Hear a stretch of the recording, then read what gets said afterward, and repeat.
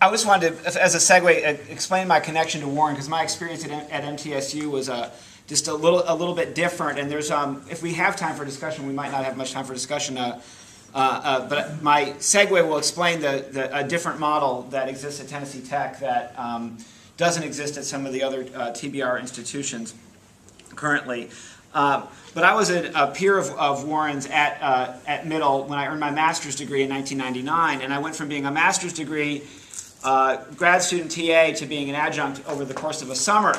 And I like to say, from the way I was treated by my peers and by my professors, who then became my colleagues, I went from being the rising star to being the gum on the bottom of the shoe. And the upshot of that was summer anxiety, summer unemployment, summer debt, summer fear, summer gnashing of teeth. And what I left Middle for Tech for was a raise from $1,650 a course to $1,800 a course. A gas allowance, and Flora talked about some of the things that people do, a gas allowance, and assurance of my teaching load in May, instead of what was the practice of your former chair at that time for adjuncts, a day or two before the semester began, maybe a week. And my first year as an adjunct at MTSU, I did get my teaching assignment about a week before the semester began. At Tennessee Tech, we continue to pay about $1,800 a class about 10 years later. We also continue to provide gas for our adjuncts that commute. But something else I found out about at Tennessee Tech, not just in the English department, but throughout the university, is that tenure for the instructor rank never went away. When I started at Middle, I had a mentor who was a professor. Not an instructor, but a professor. Not a lecturer, but a professor who just had a master's degree. I took some classes around that time in the late 90s at Vanderbilt, and I had a professor at Vanderbilt who was a professor, not an instructor, a professor with a master's degree. And I didn't understand what had happened, but the shift somewhere just before I got involved in this business was that we just stopped tenuring people with master's degrees. A master's degree was no longer a worthy credential for university instruction, but I don't know, I didn't get that memo, and I didn't understand what was going on exactly. But when I got to Tennessee Tech, I found out that there were tenured instructors, and I found myself moving in that direction. And I went from being an adjunct to being a full-time temporary, like the position that Warren is in currently, in 2004, to being a tenure track instructor at Tennessee Tech in 2007 and earning tenure last summer. And Rich, I know where the letter is. I still have the letter, so I'm planning on keeping that going now. And the thing about this is that what Flora spoke of and what Warren spoke of regarding academic freedom, he made a comment in his remarks that there was no premise to academic freedom for a non-tenured instructor. And I argue the inverse. Since academic freedom was one of the original premises for which tenure was founded, and since tenure is no longer universal for the professorate, the most academic freedom that I've seen it exercised in the profession in the last 10 years has been by the contingent faculty activists I've met all over North America, and it's not been by the tenured peers. The exceptions are all here in this room, so forgive me for making that comment. But the tenure track process is such a process of anxiety and fear, the way it works today, that it actually kind of, like a horse gets broken, it kind of beats the academic freedom out of you, and by the time you actually earn the tenure, you forgot why you were going for it in the first place. And then a comment to what Warren said also about the Las Vegas line on when the last professor will be standing. He was talking about when the temps will be the majority in his department. This just in from your national AAUP newsletter, and I hope you guys are getting that in your inbox at AAUP newsletters at aaup.org. But just in Louisiana, there's a case where some full-time tenured faculty were fired and then rehired as temps. Just like that. I got the memo here if you'd like to see that. So it's a Saturday. And I'm really glad, and it's almost the end of the semester. I have April-itis. I imagine that some of you do, in case you're not familiar with the term. For those of us in our profession, it's just like senioritis, except it comes every April. It's a recurring problem. And so it's a Saturday, and it's April, and you're all at an AAUP meeting on a Saturday in April, and a lot of you are adjuncts, and that is awesome, because somewhere right now, this Saturday, at this time of the semester, and tomorrow on a Sunday, you will find adjuncts all over this state and all over the country, the so-called part-time workers, the so-called visiting, temporary, or otherwise untenured or untenurable, will be spending their weekend grading. They'll be spending their weekend grading essays or exams, preparing those final assignments, and otherwise attending to their teaching duties on Saturday, on Sunday. Sometime this semester, this time, some faculty will learn that their contract will not be renewed for next fall's teaching year. And as a matter of fact, they don't extend it past the first 3 years. Warren, currently at Tennessee Tech, they've made a decision, at least in my college, that 3 years is it for those appointments. Sometimes these faculty, and we've already assessed, they've earned about $5,000 a semester. They teach about 3 courses. At the adjunct level, they don't get health insurance, they don't get retirement benefits. The full-times do. And that wage, as we've discussed earlier, has remained flat now for about 14 years. I posted on Facebook, I don't know how many of you all use social networking, but Facebook and Twitter are tools that we use. And I posted about this meeting yesterday, and a colleague from Ithaca, New York, who I only know through the interwebs, contacted me. And she said, as a contingent faculty member who is losing my job at the end of this year, despite 5 years of hard work, service, and excellent teaching evaluations, I just want to say thank you for the work that you do for contingent faculty. I think that if more faculty on tenure lines had spoken up for me, I would not have lost my job. I'm in the 7th month of my job search. I was a finalist at a tenure track position, but did not get it. My plan, if all else fails, is to move back in with my parents. You've heard this all before. Maybe not. Maybe you don't realize how bad it is. The invisible professor doesn't exist on the email distribution list, as Flora reminded us earlier. The email list. The invisible professor doesn't exist in the faculty meeting. The invisible professor does not exist when the new faculty get announced to their peers on the first day of the term. The invisible faculty does not get a cost of living raise. The invisible faculty does not exist when shared governance gets discussed. The invisible faculty get teacher evaluations, but those evaluations may not be looked at by any of that professor's administrators. These invisible faculty work overtime for part-time wages, 2 classes here, 2 classes there, and then 2 more classes 200 miles away. Invisible professors are extended not because the stock market crashed, Coley, but because we are profit for the university. We are profits and savings that you do not see, but the university understands. We have been called a profit center. We have been called a cash cow. We have been called the low-hanging fruit. A full-time temporary instructor earns double what a part-time temporary instructor earns for teaching the same class. At my institution, an adjunct teaching freshman writing earns $2,000 at level, approximately $2,000 at level 4. I think it's actually $1,800 is about it. And a full-time temporary at about 30 G's a year, which is around the rate and the rank that Warren and his colleagues at Middle are earning, around $30,000 a year, earn 50% more than the non-tenured adjunct. So, and these are the non-tenured temps, 50% more for the same work. Now, I'm not really that good at math, but we know we don't have a maximum wage for tenured faculty like we do for adjuncts. So some of our tenured peers don't earn $30,000 a year. They earn a lot more than that. So that number gets doubled, it gets quadrupled across the ranks and disciplines until the quantity of profit gets shuffled across columns and categories to manipulate the bottom line. Adding insult to this injury, the intellectual labor of this contingent faculty person is getting milked, if you prefer the cash cow metaphor, or is being harvested if you prefer the low-hanging fruit on the cheap. And we do not have access to other privileges of the profession, participation in forms of shared governance, from the department meeting to the faculty senate to the invitation to a faculty function, from a campus-wide meeting, or even just a party that you didn't get invited to. And so the invisible professor is saying to us, to all of us, I don't want to talk about this. This is why it's been so hard of us to recruit other adjuncts and contingents to be here. And I commend the courage and the time commitment that those of you who are in that position are here today, because we tend to feel, and this is the way I felt before, I don't want to talk about me, because we're in America. I don't want to talk about me, because I don't want to tell the alumni office at Middle Tennessee what I'm doing with that master's degree.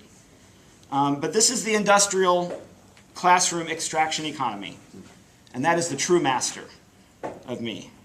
And so finally, the invisible professors are seeking visibility. Rich Moser, who's an AAUP activist, spent some time in Tennessee.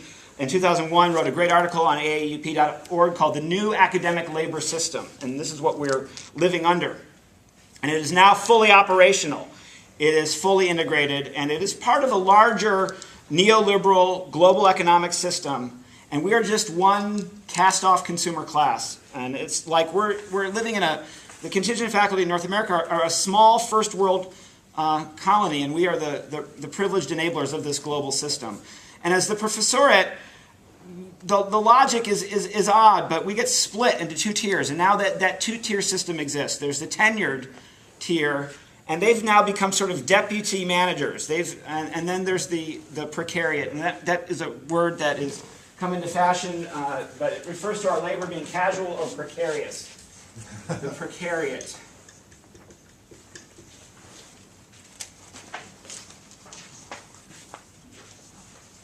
Now, we know alternatives exist. We can do better. We, among the tenured few, might stretch ourselves a little bit, and this is where I'm trying to stretch myself, is that academic work is not always a meritocracy. It might not even be a meritocracy at all, but if it's a meritocracy, we might want to disabuse ourselves of some of our ideas of it being a meritocracy. Because if it's a meritocracy, only the best get where they are, and only the tenured have done exceptional scholarship, only the tenured have done exceptional teaching, only the tenured have done exceptional service, and I don't buy that. I think I'm where I am also because of luck and grace and other unearned privileges that exist in our society, like my class position that I was born into, my race, my gender, my social location, and my sexual orientation. We can forever reject the rationalization or justification of this sad status quo. We don't have to accept it. It doesn't have to be the permanent situation. We can fight to change it. We can reject what I'd like to call the rancor of rankism or the cruelty of credentialism, and we could commit our own acts and gestures of solidarity, of even rank suicide, which is why I've said I don't want to identify as a tenured faculty member because I don't want to become one of them. That is why those of us who do have the tenured privilege who are here this morning, we need to use our tenured status to change the system so we don't forget why we had tenure in the first place. We don't want to stand on the shoulders of our 4 professors for our own personal gain. Higher salaries, longer vacations, smaller teaching loads, fewer office hours. No, why did we get into this business in the first place? To teach, to tell the truth, to uphold academic freedom, to fight for fairness and justice and the common good. Tenure today is like citizenship. It's citizenship in the club of higher education. It equals entrance into an inner sanctum. And inside that inner sanctum, there's democracy. There's a little town hall city-state called the Faculty Senate. But we don't want to allow that to become just another part of the elitist power structure. Our so-called shared governance structure needs to be horizontal and democratic at the department and the college and the university level, where we currently provide no formal or structured voice for part-timers, for adjuncts, not for the full-time temporaries, not to mention members also of our working staffs and so on. And this is why I'm so glad Warren is here representing the United Campus Workers, and though I can't really afford to pay dues to all the organizations I belong to, I do choose to be a member of the United Campus Workers and AAUP. And in the history of academic labor and the history of the labor movement in general, that's called a dual card holder. And I probably, if I had my druthers, I'd probably join a few more organizations that are fighting for my rights, because I do believe that the time is now in American history to get back into our roots and to live like we are living in the 21st century with all the issues that we face. So I wonder what it is that we're sharing in this so-called shared governance if we are not sharing it more broadly and more widely. Because I don't want shared governance to become what I fear it already has become, which is a rubber stamp for the presidential office at our respective campuses. And even if this model is partial democracy, even if it's flawed, and even if so few have the right to speak, I think we can still be more inclusive of this citizenship. And I think what we'd like to see, and Flora already spoke to this, is full participation in the flawed but necessary bodies of shared governance that we have at our campus. I think we have the time for this fall semester to ask ourselves some hard questions and to set a few goals for ourselves. And I think we should start it at the department level. That's the hardest and most important level to start it at, and then go upwards through your college and your university. So let's just check it off. And those of us in the tenured class here today, let's ask ourselves, do we have a department, college, or university-wide meeting, party, or function that will kick off the fall semester? Are we inviting all of our contingent colleagues to those functions? And if so, why not? Are we having something that we can vote on? Are there voting rights afforded to certain faculty members at the department, college, or university level? We're doing a chair search in my department.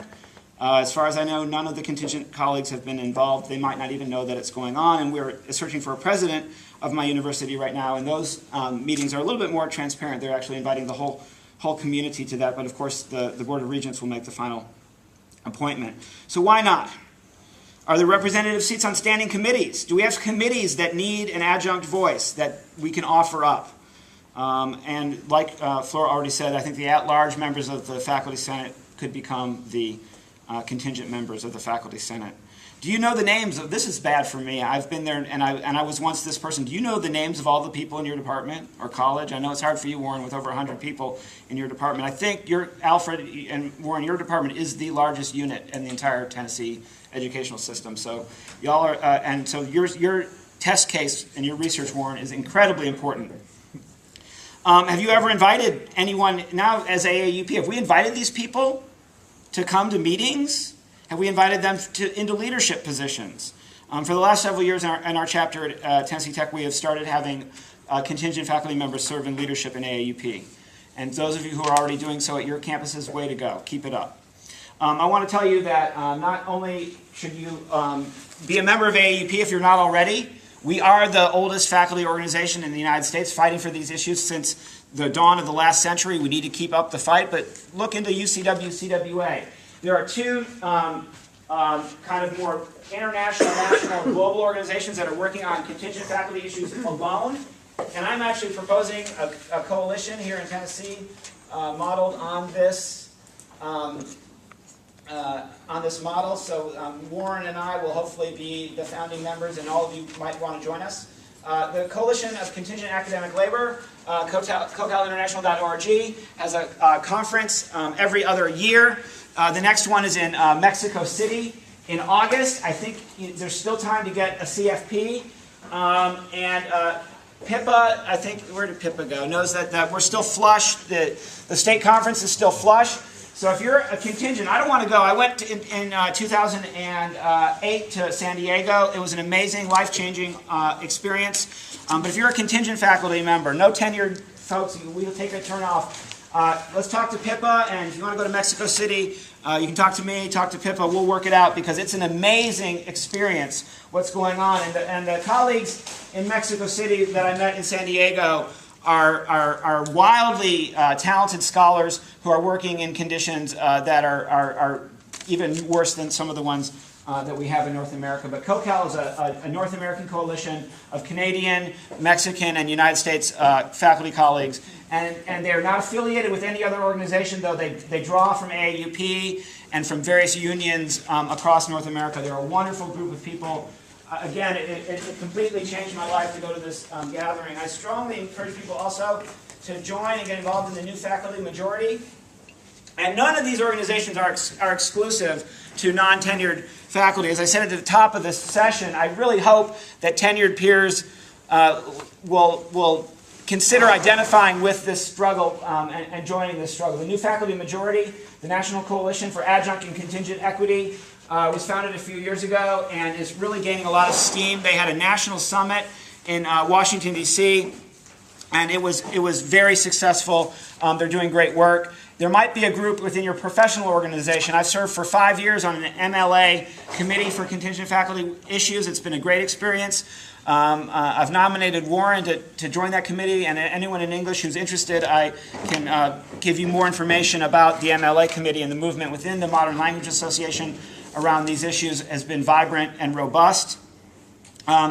So I hope that this morning is our inaugural convention for the next phase of contingent faculty activism in Tennessee. And if you would be interested in working with us specifically on this issue, and only sign up if you want to get emails and get invited to conference calls and to formulate kind of a platform, much like the UCW platform, the Faculty Bill of Rights. I think we need a platform for contingent activists in this state, and we need to join forces with anyone who will work with us. And so, actually, Troy, you want to just start sending that clipboard around, and we'll get this thing started right now. I'm coming to my close. I know we've taken up all of our time with you this morning. So let me say this. I think we need everything that's been mentioned today. In addition to that, we need a vision, we need daring, we need courage, we need to be willing to organize around this for better pay, health insurance, and retirement for those who don't have it, and full academic citizenship. This is the roots of AAUP. You all probably all know the story, but just in case you haven't studied it recently, one of my heroes since I was about 5 years old is the Reverend Dr. Martin Luther King Jr. He gave the ultimate sacrifice in Tennessee, in Memphis, fighting for labor rights. He was involved in the peace movement. He was involved in all of the great civil rights struggles of the 20th century, but he gave his life in a labor struggle in Memphis 44 years ago. And towards the end of his life, he became increasingly more committed to social justice and economic